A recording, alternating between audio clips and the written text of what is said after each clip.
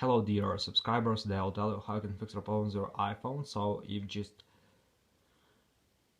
iPhone, you couldn't use Instagram on your iPhone, so how you can also fix it. So first thing, just try to close your Instagram app and just open it again, and if it doesn't help you, if you still have the error, so you can also just try to fix it in another way. So just go to the settings. In the settings you need to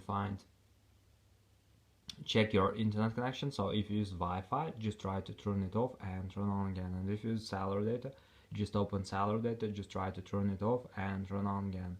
So another thing you can try to turn on airplane mode, wait for a second, and just turn it off.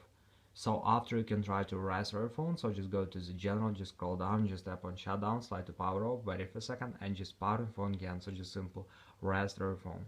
And the latest option you can try to update your phone. So just go to the general, just open software update, and if you see here about update, just tap on download and install, and wait until it will successfully install the latest updates for your iPhone. So thanks for watching, have a nice day, subscribe to my channel, click like, and bye.